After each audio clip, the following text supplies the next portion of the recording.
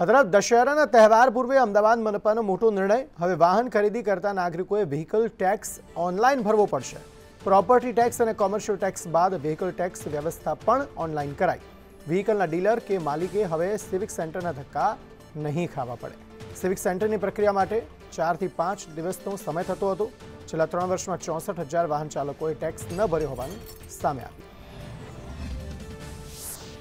કોર્પોરેશનના property tax, professional tax, ગુમાસ્તા ધારા સાથે વ્હીકલ ટેક્સ પણ હવે 100% ઓનલાઈન આજથી થઈ ગયું છે અને જેને કારણે કોર્પોરેશનનું સમગ્ર ટેક્સ ડિપાર્ટમેન્ટ એ 100% ઓનલાઈન આજથી થવા જઈ રહ્યું છે। વ્હીકલ ટેક્સ ઓનલાઈન થવાથી ખાસ બે વસ્તુના ખૂબ મોટા ફાયદા થશે।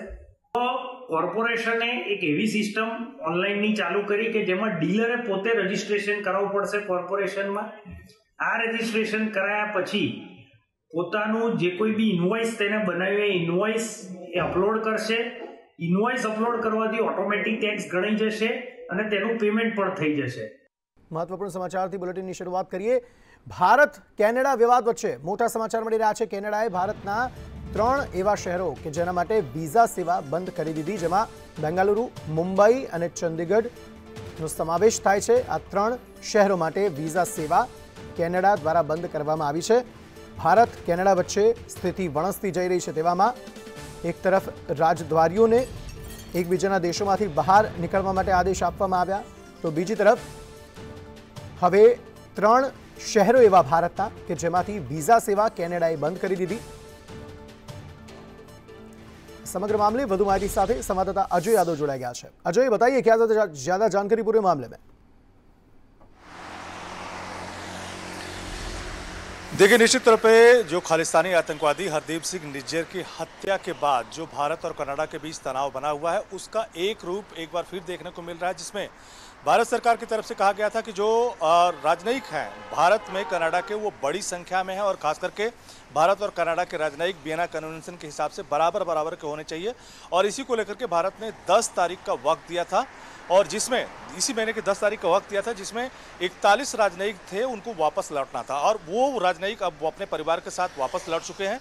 और कहीं न कहीं कनाडा अब बदले की कार्रवाई करता हुआ दिखाई दे रहा है। और कनाडा की तरफ से ये आरोप लगाया जा रहा है कि चूंकि भारत ने जो आदेश दिया था या जो बातें हुई थी उसके मुताबिक राजनयिक जो है 41 जो है परिवार के साथ वापस लौट गए हैं। ऐसे में वीजा बनाने या काउंसलिंग की जो प्रक्रिया है उसमें डिले हो सकता है। और डिले की वजह यह बताई गई है कि उसके पास कर्मचारियों की संख्या जो सीमित है।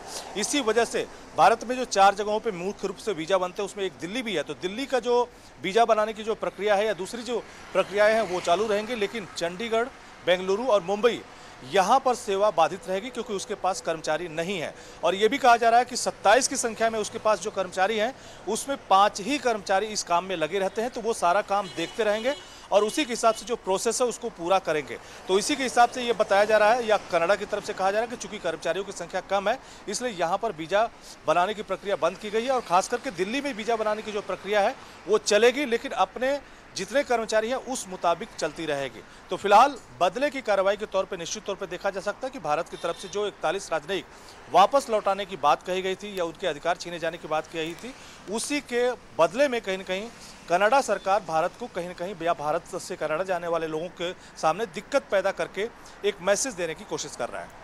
जी शुक्रिया सारी जानकारी देने के लिए।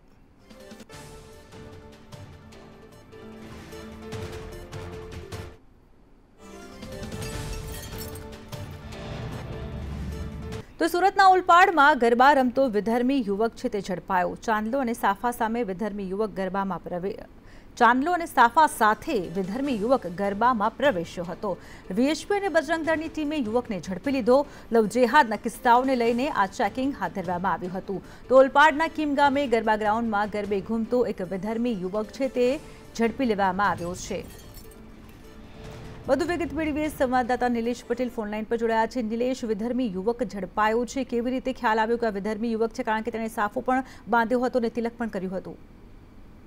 जी ચોક્કસ એવું જણાવ્યું કે ફરી એકવાર લવ જેહાદના જે રીતે બનાવો બની રહ્યા છે, જેને લઈને હાલ ઓલપાડ બજરંગ દળ અને વીએચપીની ટીમ દ્વારા ઠેર ઠેર ચેકિંગ કરવામાં આવ્યું હતું। ગરબા જે આયોજન કરવામાં આવ્યું છે ત્યાં ચેકિંગ કરવામાં આવ્યું। ખાસ કરીને કીમ ગામે જે કીમ ગરબા ગ્રાઉન્ડમાં એક યુવક આ રીતે એ કરીને ઘૂસી ગયો હતો, જેને લઈને આ જે વીએચપીના કાર્ય અને બજરંગની ટીમે આ વિધર્મી યુવકને ઝડપી પાડ્યો હતો અને તેને ત્યાંથી ભગાડ્યો હતો. પરંતુ ચોક્કસ છે કે જે આયોજકો દ્વારા આ બાબતે ધ્યાન ન આપવામાં હોવાના કારણે આ સમગ્ર ઘટના બની હતી અને હાલ તો આ વિધર્મી યુવકને પાસ પણ આપવામાં આવ્યો છે. એટલે ગરબા આયોજકોની આમાં એક મોટી ચૂક જોવા મળી રહી છે. જી, આભાર તમામ વિગતો બદલ. શ્રી હરિકોટાથી ક્રૂ મોડ્યુલ લોન્ચ કરી દેવામાં આવ્યું છે. ગગનયાન મિશનની પહેલી test flight launch. Chandrayaan, Suryayaan બાદ હવે ગગનયાન. તો પહેલી ઉડાનનું નામ test vehicle abort mission 1. Gaganyaan મિશનનું ક્રૂ મોડ્યુલ લોન્ચ કરવામાં આવ્યું છે. ઇસરોએ TVD-1 પહેલું પરીક્ષણ કર્યું. ઇસરોના ચેરમેન એસ સોમનાથે ખુશી વ્યક્ત કરી છે. તો ગગનયાન મિશનની પહેલી ટેસ્ટ ફ્લાઇટ છે, તેનું લોન્ચિંગ છે. પહેલી ઉડાનનું નામ ટેસ્ટ વ્હીકલ એબોટ મિશન 1 છે. ગગનયાન મિશનનું ક્રૂ મોડ્યુલ છે તે લોન્ચ કરી દેવામાં આવ્યું છે.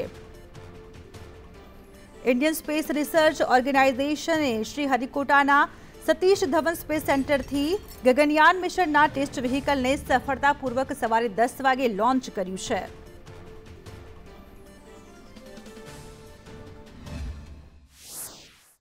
I'm very happy to announce the successful accomplishment of the TVD-1 mission.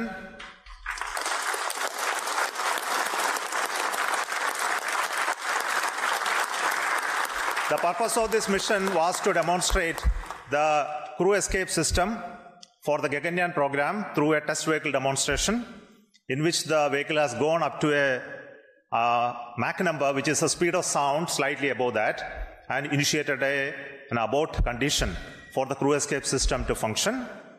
The crew escape system took the crew module away from the vehicle, and subsequent operations of the crew module separation from the crew escape system, all the parachutes opening and touched down in the sea at the required velocity has been very well accomplished, and we have got confirmation of the data of all of this.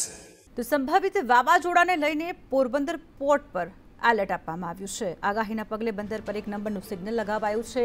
માછીમારોને દરિયો ન ખેડવા માટે સૂચના આપી દેવામાં આવી છે. દરિયા કિનારાના વિસ્તારમાં પવન ફૂંકાવાની સંભાવના. સંભવિત તેજ વાવાઝોડાની આગાહીના પગલે પોરબંદરના બંદર પર સિગ્નલ લગાવાયું. પોરબંદરના બંદર પર 1 નંબરનું સિગ્નલ લગાવી દેવામાં આવ્યું છે. માછીમારોને દરિયો ન ખેડવાની સૂચના આપી દેવામાં આવી છે.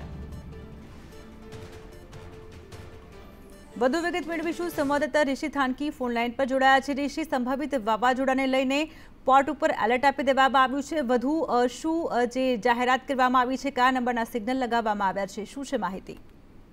જી અવની, ચોક્કસથી વાત કરવામાં આવે તો આજે સવારે જીએમબી દ્વારા પોરબંદરના પોર્ટ પર 1 નંબરનું સિગ્નલ લગાવવામાં આવ્યું છે. આગામી દિવસોમાં તેજ વાવાઝોડાને લઈને કોઈ વાવાઝોડું છે તે સક્રિય થાય અને જે પરિસ્થિતિ છે વાતાવરણની તે બગડે તેની પહેલા જ માછીમારોને એલર્ટ કરવામાં આવ્યા છે. અને આગામી દિવસોમાં જે વાતાવરણ છે તે પલટો લે તેને લઈને પણ સૂચિત કરવામાં આવ્યું છે. અને આગામી દિવસોમાં સિગ્નલ છે તો વિકટ પરિસ્થિતિમાં 1 નંબરમાંથી 2 નંબર ને 2 નંબરમાંથી 3 નંબરનું સિગ્નલ પણ લગાવવામાં આવશે. અવની, બિલકુલ થી આભાર ઋષિ તમામ વિગતો બદલ.